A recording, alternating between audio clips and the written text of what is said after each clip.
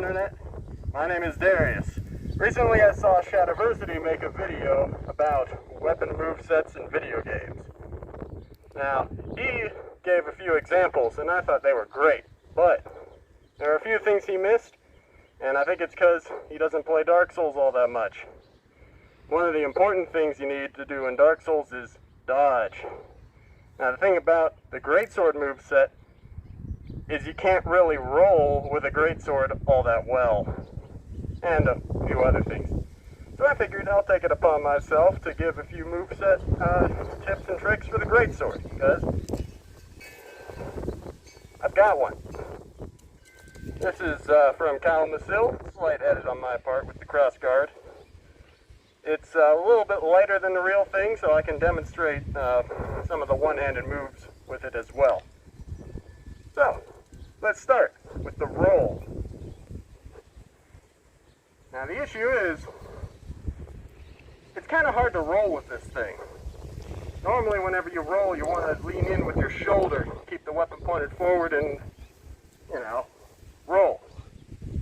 But, see, that's really hard to do with this thing, because when you go to do that, you just kind of end up doing something funny.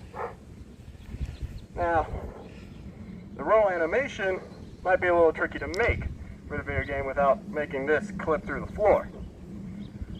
But I think I figured out a way you could roll where if you bring the sword back and then you roll, you can do it a little easier. Now, when you roll, sometimes you want to do a rolling attack. Now, with Greatswords, there are multiple types of attacks you can do in games like Dark Souls. There's slash attacks and thrust attacks. Depending on the type of enemy, you may want to use one or the other. So, oftentimes, for stuff like this, you'll have slash attacks be in your standard R1 and R2 moveset, but the stabbing attacks oftentimes are either at the end of the combo or at the end of a rolling attack. So, for the rolling attack, you would bring this down, do the roll, and thrust when you come out of the roll. Now, there are a few other attacks you can do with the Greatsword from the one-handed moveset. I'll demonstrate. In the one-handed moveset, the Greatsword will swing slower, do a little less damage, but you'll have access to your left hand. Moveset based slightly off of the Montante, but slightly modified because it's one-handed. It looks something like this. 1, 2, 3, 4. And stopping the combo. The heavy attack would look something like this. 1, 2, 3, 4. You may have noticed all the attacks look pretty much the same, or at least I tried to make them look pretty much the same. The idea behind this is when you're playing Dark Souls, you don't want a combo to take you off guard. You always want to know what's coming next. So, for stuff like the heavy attack even, I'm only doing one repeated move all over the place.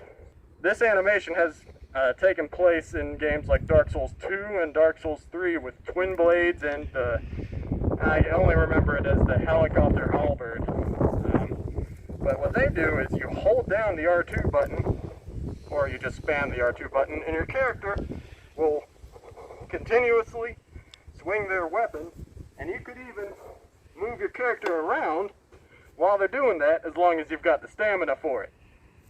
This would allow you to cover a lot of range with wide sweeping attacks, but you still keep somewhat of a historical Montante, at least I try to be historical, Montante moveset. Now, you may have noticed, I've been trying to keep my hand up this whole time. That's because some crazy people like to try to use a zweihander with a shield.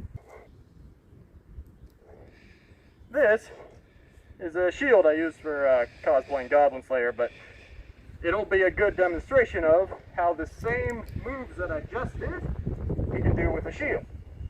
Observe.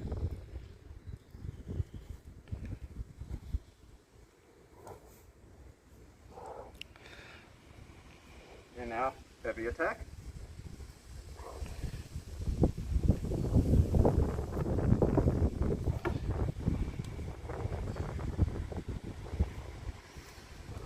You can keep the shield up while you're attacking.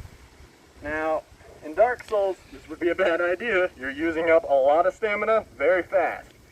But as Shad mentioned, you might want to keep your shield up while you're attacking. Now, the Greatsword could probably do pretty good thrusting attacks, but at that point, that's just, you know, every weapon can do that.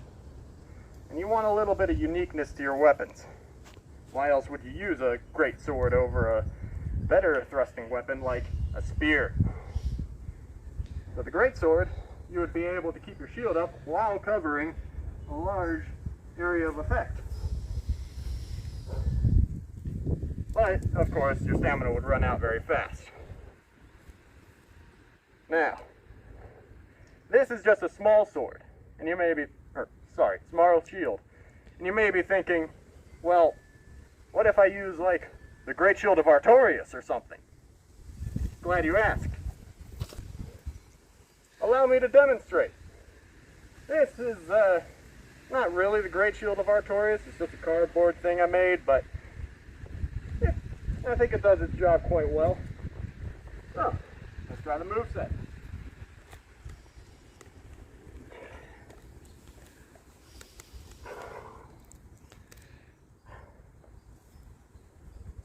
You may notice I'm breathing a lot harder. Doing this combo would require an absurd amount of stamina in game and would require you to probably invest like 50 stamina, 50 strength just to one-hand this thing and block with this effectively. Now let me do the heavy attack.